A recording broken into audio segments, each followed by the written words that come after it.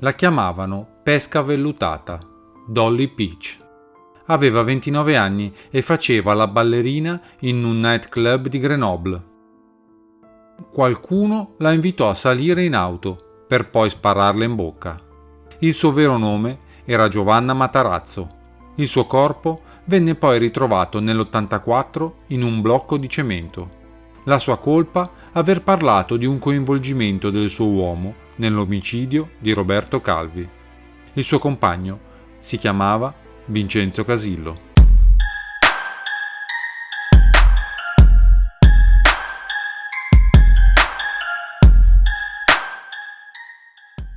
Casillo, detto Onerone per la sua capigliatura corvina, è stato uno degli uomini chiave della nuova camorra organizzata di Raffaele Cutolo.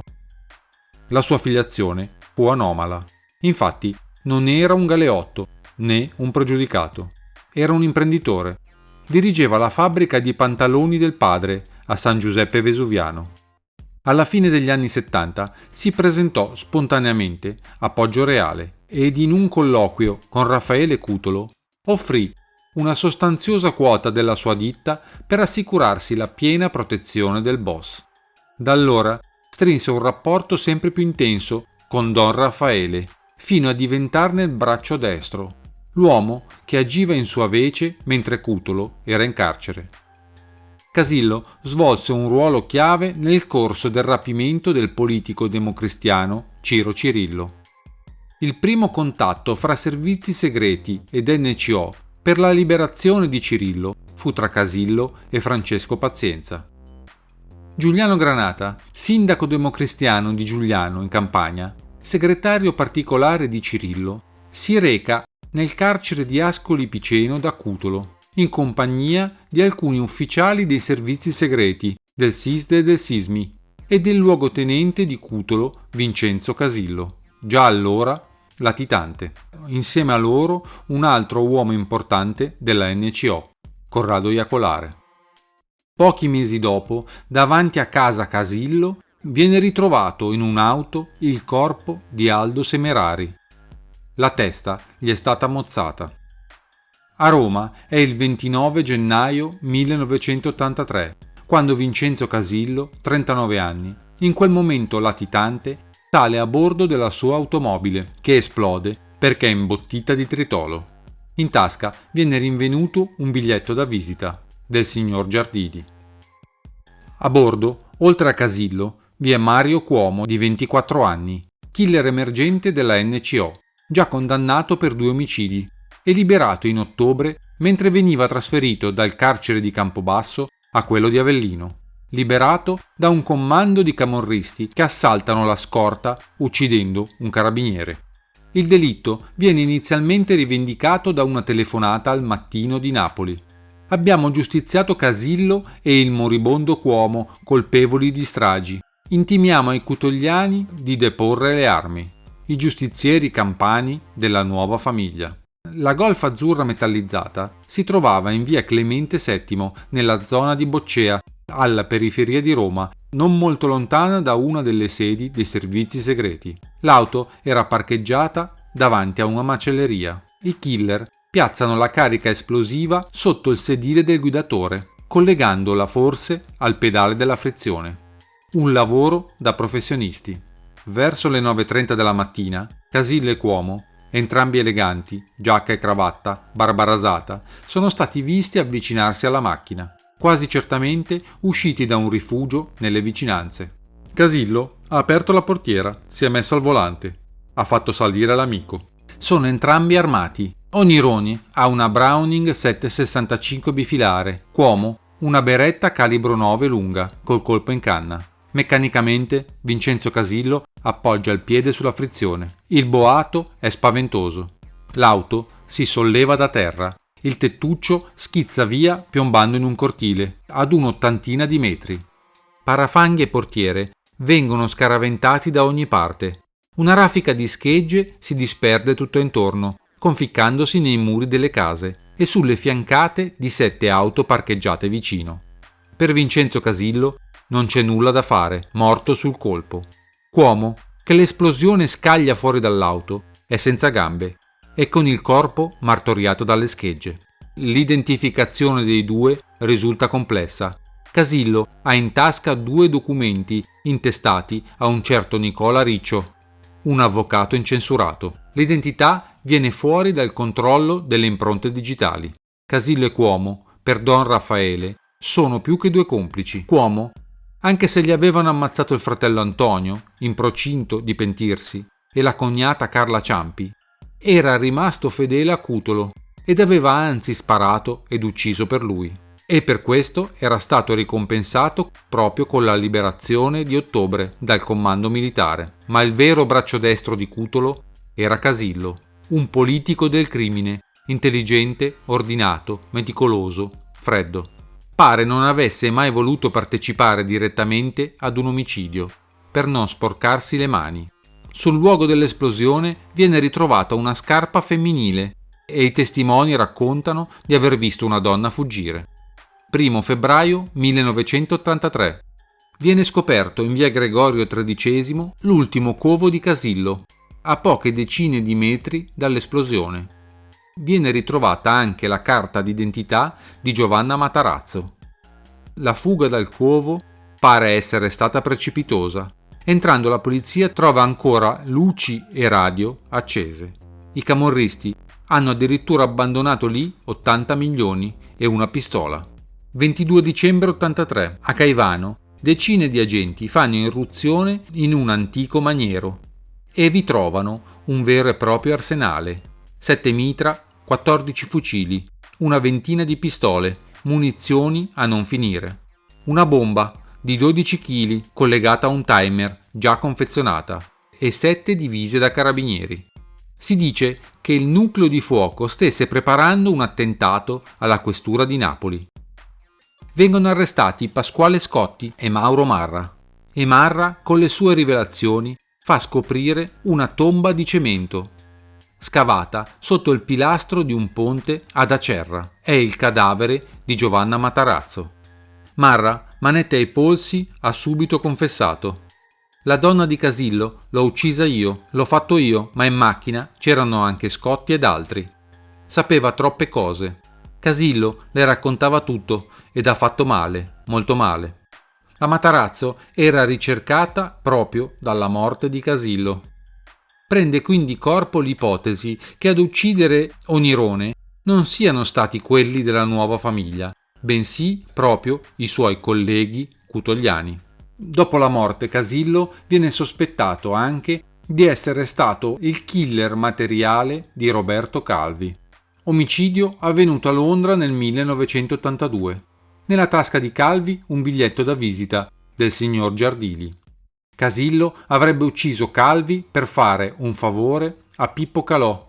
Avrebbe infatti abbandonato di nascosto la NCO per entrare nel clan mafioso dei Nuvoletta. Tra il 1988 e il 1989 si svolge il processo per la morte di Vincenzo Casillo.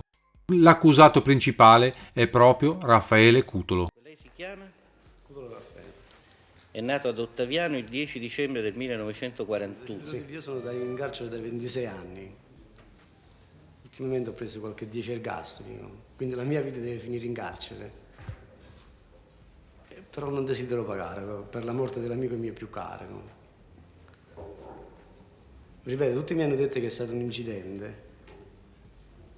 Se poi è un omicidio, dovreste domandare a un certo apparato dello Stato che gli ha rilasciato la tessera dei servizi segreti ed entrare, benché latitante, entrava in tutte le carceri italiane.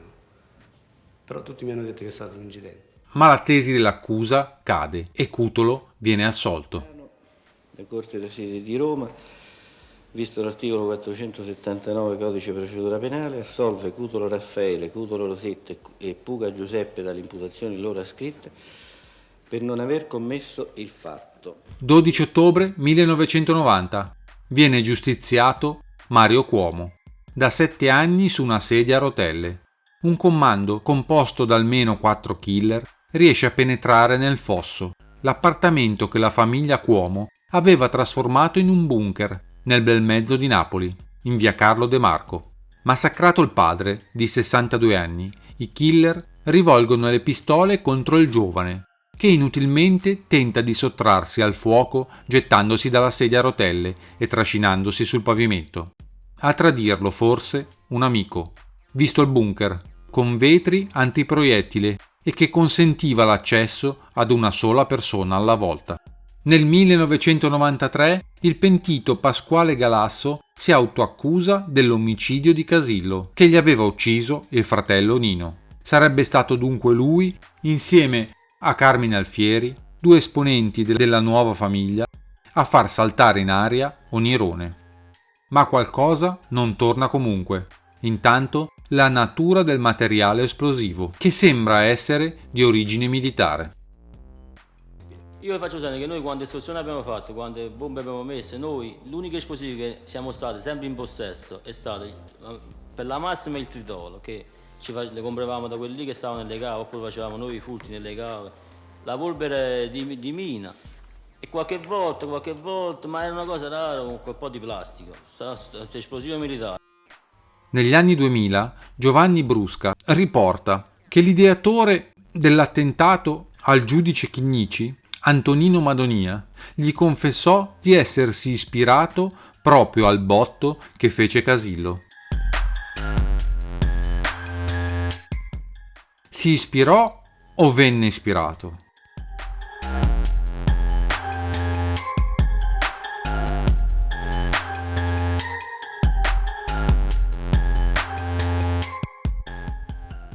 Ma è stato lei ad uccidere la Materrani? Sì.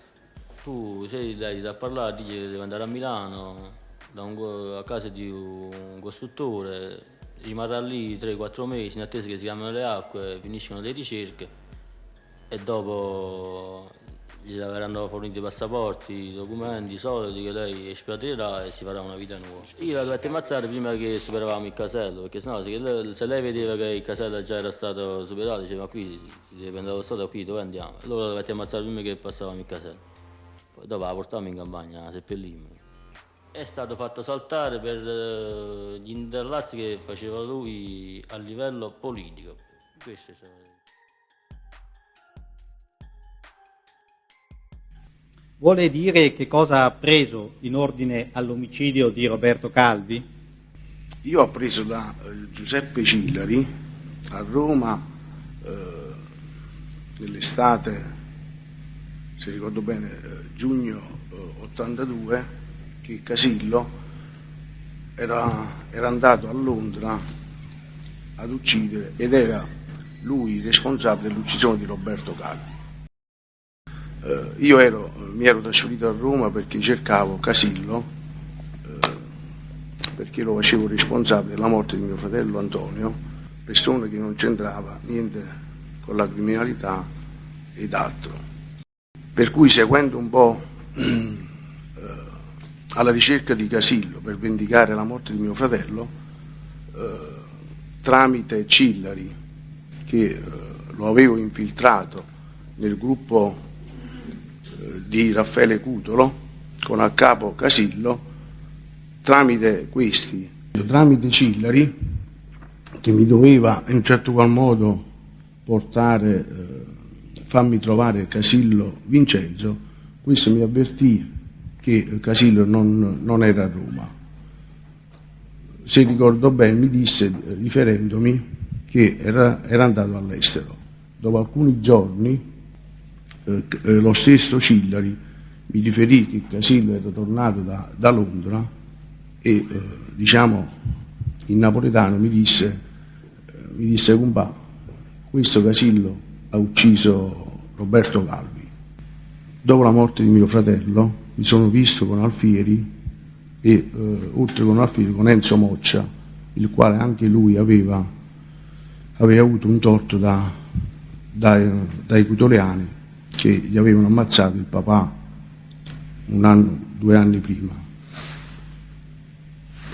Tutti e tre decidemmo di vendicare la morte dei nostri cari e di ammazzare Cutolo in primis e Casillo, che era diciamo il responsabile di tutto il gruppo di Cutolo all'esterno, e i vari dirigenti di questo gruppo. Cillari già mi anticipò qualcosa, mi parlò già che Casillo e tutto il vertice della NCO, seppure di giorno tornavano a Napoli, in Campania, ma di sera tornavano a Roma, in quanto Roma era una zona protetta e loro si sentivano protetti per le coperture istituzionali. Quando mi riferisco alle coperture istituzionali mi riferisco ai politici, in particolar modo ai servizi segreti dell'epoca che precedentemente avevano gestito il sequestro Cirillo. Io ricordo che a casa di Cillari gli dissi che a me non importava niente dei politici, dei servizi segreti, la mia unica intenzione è che dovevo trovare Casillo e ammazzarlo.